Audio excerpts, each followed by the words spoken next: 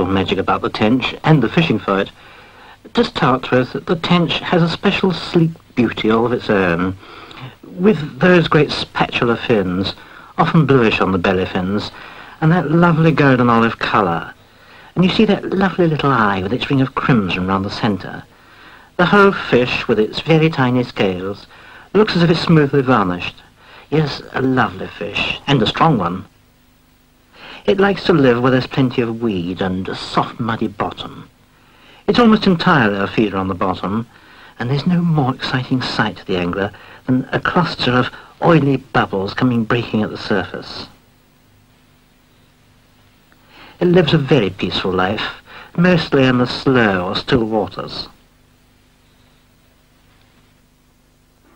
To fish for tench is the loveliest way to start a new coarse fishing season, and with many anglers it's a sort of ritual that first light on the 16th of June shall find them by a tench swim. All through those months of summer and early autumn, there are the tench, browsing through the mud in the weed jungle. In most circumstances you need fairly heavy tackle for tench. This is a good rod, 11 feet long, with a fair amount of action right down the rod. Now, you can float fish or you can leisure for tench, but there's no doubt it's far more fascinating to float fish. Because you find tench in such still, quiet waters, you can use quite a small float, cocked by, say, 3 BB shot. Because the tench is found so often close to dense weed beds, you need a line of, say, 6 pounds breaking strain. Far more often than not, the most convenient reel to use is the fixed spool reel. Now, where's a good place to go for tench? Those quiet waters of the Fen district of North Somerset hold plenty of tench.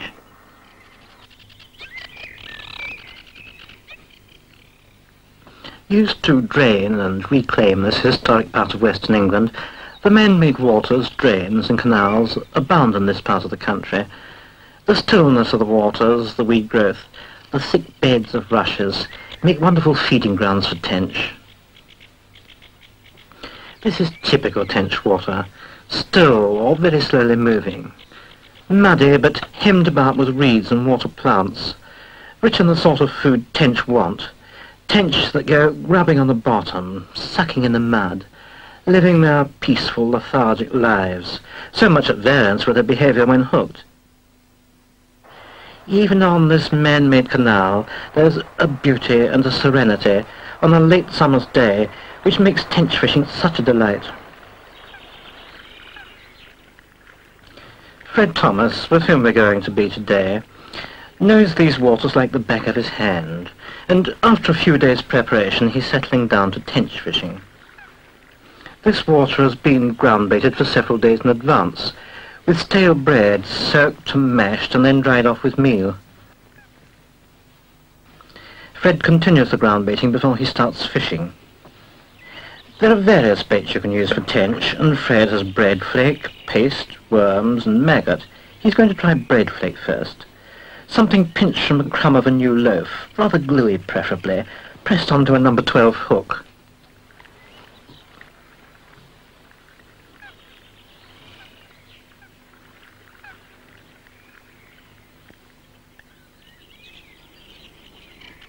He's using a 12-foot fiberglass rod, by the way. Fred is adjusting his float to present the bait a 1.5 foot deeper than the water, because tench is so confirmed a bottom feeder that the bait must be presented greater than the depth of the water, so as it lies along the bottom. Now he casts. The bait going to the bottom, and the frilly edges to flake away among the ground baiting. The bait lies right on the bottom, about 18 inches from the short length of the cast, the shot just off the bottom cocking the float. And there it is, a little at half cock in the still water, a very peaceful sight, a deeply fascinating sight. And there it may stay perhaps for hours, with no more disturbance, except for the constant throwing in of ground bait to keep that swim full of enticement. Because tench are not to be interested generally by small amounts of ground bait. There must be plenty of it. Something to hold them in this one particular place, away from all the rest of this fat, soft canal, which is so full of food for such fish as tench are.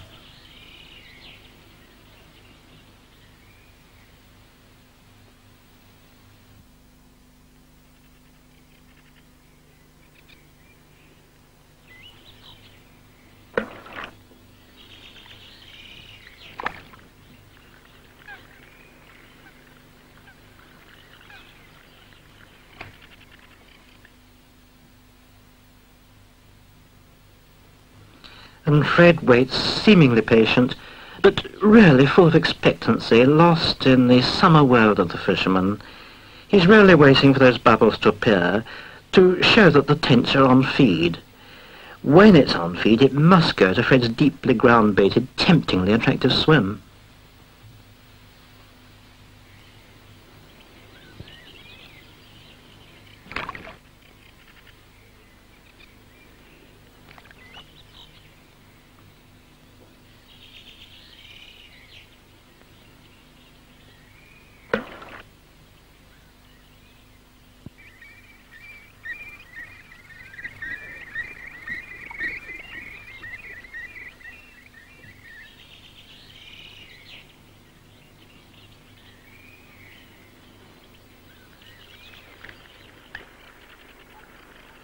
An hour's passed and the fish haven't come on yet. That's the way with tench. But Fred, who is a tench fisherman, isn't in the least bit worried. It's a lovely day, and this combination of peace and tranquility with a constant expectancy is the character of the fishing which appeals to him.